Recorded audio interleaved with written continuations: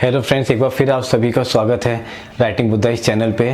तो आप सभी ने देखा होगा कि बिग बॉस ओटीटी करके एक नए कॉन्सेप्ट की एक बार फिर से शुरुआत हुई है और एक बार फिर से बिग बॉस आने लग गया। और मैं देखता हूँ कई लोग बिग बॉस की बात करते हैं मेरे इंस्टाग्राम स्टोरीज़ में या मेरे यूट्यूब के कहीं ना कहीं मेरे को दिखता रहता है कि लोग इसकी बातें कर रहे हैं। ट्विटर पर बहुत से लोग कंटेस्टेंट्स की बातें करते रहते हैं और काफ़ी टाइम हो गया है कि मैंने बिग बॉस देखना छोड़ दिया। मैंने I believe so big boss 8th season देखा था या तब तक देखा था, तब एपिसोड्स या सब सीजन्स तो नहीं देखा था, बट मैंने 8th सीज़न बहुत ज़्यादा फॉलो करा था जिसके अंदर गौतम गुलाटी विनर थे।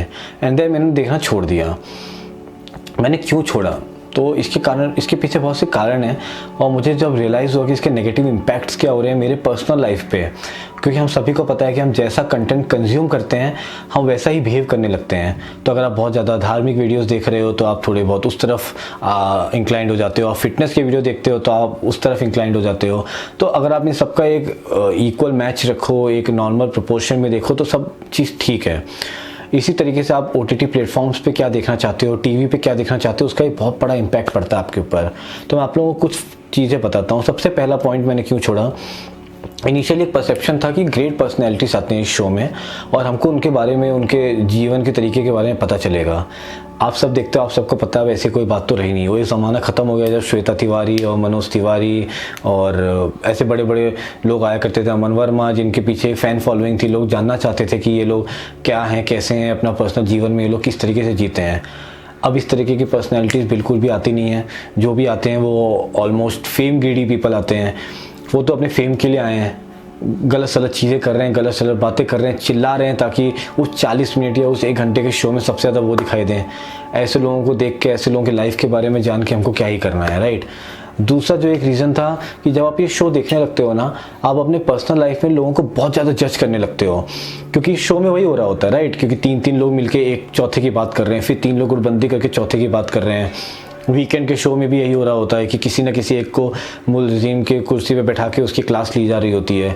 यही सब चीज़ें आप इम्बाइब कर लेते हो और आप अपने लाइफ में लोगों को बहुत ज़्यादा जज करने लगते हो, जनरली जो आप नहीं करते। क्योंकि आप सबके साथ, किसी के साथ आपको कैरम खेलना पसंद है, किसी के साथ आपको बाइक पे घूमना पसंद है, आप करते हो। बट जब आप ये शो देखने लगते हो आप सबके अंदर वो गलतियाँ निकालने लगते हो, क्योंकि आपको लगता है बिग बॉस आपको कुछ सिखा रहा है। एक्चुअली वो सिखा कुछ नहीं रहा है, आपके अंदर गलत चीज़ें इम्बाइब कर रहा है। तीसरा जो था कि आप अपने लाइफ में बेफजूल के स्टैंड्स लेने लगते हो। स्टैंड्स यानी कि किसी चीज़ के लिए खड़ा होना, किसी चीज़ के लिए अपनी बातों को या मुद्दों को उठाना और उसके लिए लड़ना और कहना कि मैं तो इस पर स्टैंड रखता हूँ। बहुत ज़्यादा आप देखते हो बिग बॉस में कंटेस्टेंट एक दूसरे को टॉन्ट मारते हैं, लड़ते हैं या बहस करते हैं कि तूने उस दिन मेरे लिए स्टैंड नहीं लिया था, या तू उस दिन इसने मेरे लिए स्टैंड लिया था, इसके लिए आज मैं इसके लिए स्टैंड ले रहा हूँ। ऐसा कभी लाइफ में होता है यार, मतलब मुझे तो नहीं याद है कि कभी किसी को किसी के लिए स्टैंड लेने की ज़रूरत है। जनरली दोस्तों में तो ये बहुत कम ही होता है। अब तो सभी इतने मैच्योर्ड हो गए, सबको पता है कैसे जीना है, क्या करना है। जहाँ तक घर की बात है, या घर में तो सभी को पता है कि अगर एक बच्चा या एक माँ बाप में से कोई कुछ कहना चाहता है, अगर सबको लगता है सही है तो सभी उस डायरेक्शन में आ ही जाते हैं। और कभी भाई बहनों में हो जाता है कि कोई कहेगा समझो मुझे अपनी इच्छा से शादी करनी है, माँ बाप ने मना कर दिया, तो दूसरा उसके लिए खड़ा हो जाता है। उसके लिए बिग बॉस देखने की क्या ज़रूरत है? ये तो हम लोग अपने नॉर्मल लाइफ में ऐसे भी करते ही हैं ना, एक दूसरे के लिए खड़े होते ही हैं। तो उसके लिए ये शो क्या देखना जहाँ पे वो गलत स्टैंड्स उठाने। अब इसमें क्या होता है ना, आप हर चीज़ पे स्टैंड उठाते हो कि घर में क्या बनना चाहिए, ये क्यों बना, वो क्यों बना, ऐसा क्यों हो रहा है, वैसा क्यों हो रहा है, यहाँ कपड़े क्यों पड़े हुए हैं, ये क्यों हो रहा है। आपको ज़बरदस्ती लड़ने का मन करता है, ज़बरदस्ती आपको लगता है कि मैं मुद्दे उठाऊँ और लड़ूँ, क्योंकि ये शो आपके अंदर वही वाइब्स क्रिएट करता है कि यार वहाँ तो लोग हर चीज़ के लिए लड़ रहे हैं, सफाई के लिए लड़ रहे हैं, किचन के लिए लड़ रहे हैं, इसके लिए लड़ रहे हैं, उसके लिए लड़ रहे हैं, बिस्तर के लिए लड़ रहे हैं। आप अपने घर में भी वही चीज़ इंप्लीमेंट करने लगते हो जो कहीं ना कहीं एक अशांति ले आता है आपके फैमिली वैल्यूज़ में। एक ये बहुत बड़ा रीज़न था जो मैंने आइडेंटिफाई किया कि क्यों ये शो छोड़ना चाहिए। चौथा, आप देखोगे, आप पाओगे कि जैसे कि मैंने पिछले पॉइंट में भी कहा कि आप सिली स्टफ्स में ना बहुत ज़्यादा ओवर रिएक्ट करोगे। जनरली मेरे घर में मैं देखता हूँ बड़े से बड़ा कुछ हो जाता है तो सामने वाला आदमी एक सेंटेंस बोल के चुप हो जाएगा, या दूसरों के घर में भी मैं देखता हूँ। ये शो देखने के बाद ना आपको मन करता है कि बहस हो, आपको मन करता है कि लड़ाई हो, और सिली पॉइंट्स पे। अगर सच में कुछ पॉइंट्स ऐसे होते हैं जहाँ परिवारों में भी लड़ाई होना ज़रूरी है, दोस्तों के बीच में भी बहस होना ज़रूरी है, बट कहीं कहीं नहीं ज़रूरी है ना, उसको क्यों लाना पॉइंट में। ये एक और रीज़न।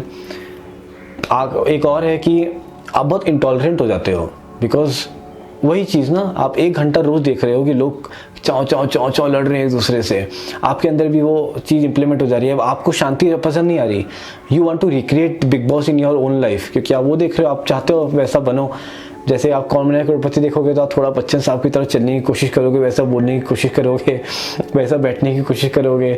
सलमान भाई को देखोगे तो नाक ऐसे से करने की आदत हो जाएगी। सेम उसी तरीके से यहाँ पे प्रॉब्लम ये हो जाती है कि आप बहुत ज़्यादा इंटॉलरेंट हो जाते हो लोगों को लेके। ये एक फैक्टर है जो कि बिग बॉस देखने से महसूस हुआ मुझे कि आपके लाइफ में चेंज होने लगता है।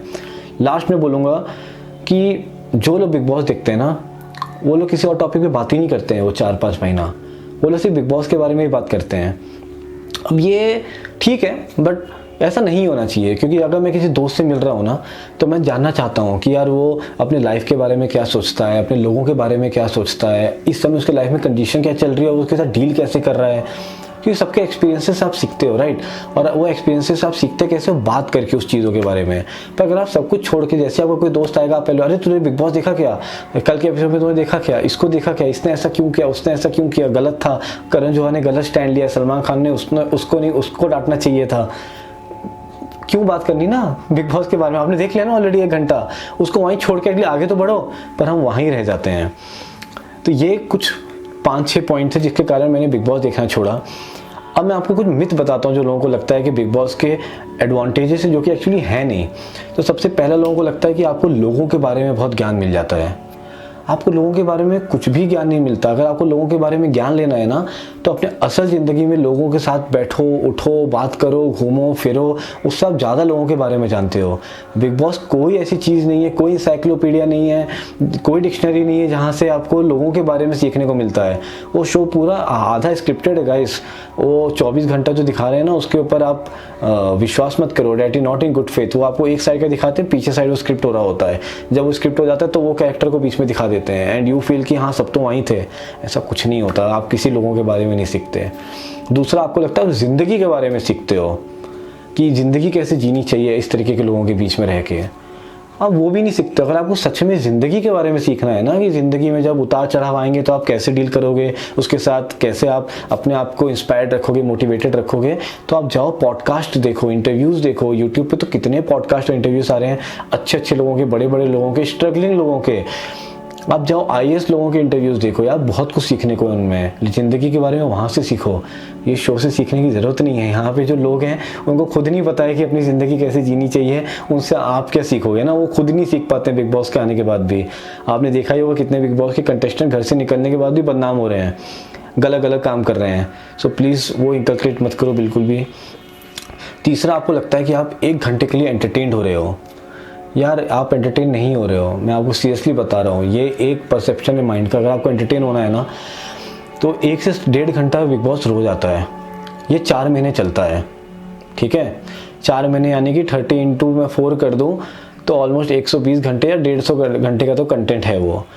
इस पूरे दौरान अगर आप वो 1 घंटा इसको ना देख के, अगर आप कोई मूवी देखो ना, तो आप 75 मूवीज़ कंप्लीट कर लोगे in the same time. Big boss की जगह मूवीज़ देखो तो 75 मूवीज़ कंप्लीट हो जाएंगी। वो क्लासिक्स या वो मूवी जो आपने अब तक नहीं देखी है, आप वो सब देख सकते हो, ख़त्म कर सकते हो। ये कितने लोग हॉलीवुड मूवीज़ नहीं देखते, और मार्वल सिनेमास और DC सिनेमास का कितना नाम है, वो सारी मूवी, सारा सीरीज़ ख़त्म हो जाएगा आपके इस 4 महीने के दरमियान, उतने ही टाइम में।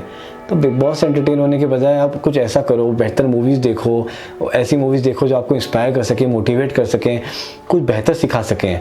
तो ये मुझे कुछ चीज़ें कहनी थी, बिकॉज मैं देख रहा हूँ कि आज के यूथ बिग बॉस जैसे शो को फॉलो करके, रोडी जैसे शो को फॉलो करके एक गलत सेट मतलब लाइन पे जा रहे हैं, गलत सेगमेंट में जा रहे हैं, जो कि मैं नहीं चाहता ऐसा हो। तो मुझे उम्मीद है कि ये वीडियो आपको सही लगा होगा। इसको सुने, अपने घर वालों से बात करें, आपके जो दोस्त बहुत ज़्यादा बिग बॉस देखते हैं उनको भी दिखाएं, उनको भी समझाएं कि क्यों बिग बॉस जैसे शो से आपको दूर रहना चाहिए, क्योंकि ये आपके पर्सनल लाइफ को भी इम्पैक्ट कर रही है, आपके नेचर को इम्पैक्ट कर रही है। तो इससे बचें। अगर आपको ये वीडियो पसंद आया हो तो लाइक शेयर बिल्कुल करें, और अगर चैनल को अब तक सब्सक्राइब नहीं किया है तो बिल्कुल सब्सक्राइब करें। थैंक्स अ लॉट, बहुत बहुत धन्यवाद।